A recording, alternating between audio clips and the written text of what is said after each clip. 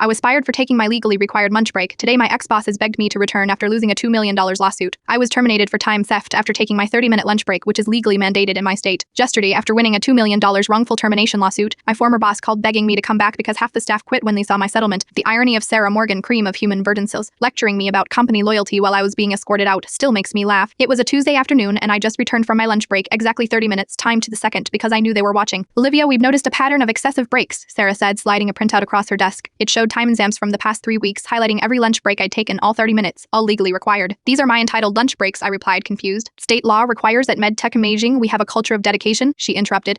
Everyone else eats at their desks while working. You are the only one who leaves the building daily. My department was chronically understaffed since the pandemic restructuring that somehow only eliminated non-management positions. I've been doing the work of 3 people for over a year, with no raise, no promotion, and apparently no right to actually stop working to eat. You've been warned about this before, Sarah continued, though I'd never received a single written warning. Unfortunately, we're terminating your employment effective immediately. Security appeared to collect my badge while my manager Mark stood awkwardly in the doorway, avoiding eye contact. The same manager who'd texted me at 11 p.m. the previous Sunday asking me to quickly fix a presentation for Monday morning. As I was escorted out, I heard Sarah mutter, "Millennials have no work ethic." I am 37, but whatever that night while updating my resume, I remembered the employee handbook section on meal breaks, the very one I'd helped revise last year as part of the legal compliance team. I also remembered the recordings of 3 meetings where I'd specifically raised concerns about our understaffing and unrealistic expectations. You see, I had this quirky habit of recording all work meetings perfectly legal in my one-party consent state ever since a previous boss tried to claim I'd missed deadlines that had never been communicated. I called Emma, my lawyer friend, who connected me with an employment attorney. 3 days later, I filed a wrongful termination lawsuit with evidence so comprehensive the company's attorneys looked physically ill during depositions. The case dragged on for 9 months. Meanwhile, I found a better-paying job at a competitor with an actual lunchroom and managers who say, "Thank you," instead of "This should have been done yesterday." The settlement came through last week. $2 million for wrongful termination, labor violations, and a workplace hostility claim thrown in after they tried arguing I was difficult to work with, their only evidence being emails where I asked for clearer project requirements. Yesterday, my phone rang with a number I still recognized. "Olivia, it's Mark. I know this is awkward, but we need you back." His voice sounded desperate. "After your settlement hit the news, half the department submitted complaints to the labor board. 6 people quit yesterday alone. Sarah's been fired. We're offering you your old position with a 50% raise and director title." I laughed so hard I nearly choked on my lunch, which I was enjoying on my full-hour break at my new job. "You want me to leave a company that respects basic labor laws to return to one that fired me for following them?" I asked. "We've changed," Mark insisted. "New leadership, new culture." "So have I replied. "I now value myself enough to work somewhere that valued me from the start." After hanging up, I forwarded the recorded call to the 6 former colleagues who'd reached out for advice on their own cases. Some companies only learn about employee rights after losing millions, others never learn at all. Either way, I'll be enjoying my lunch break without apology.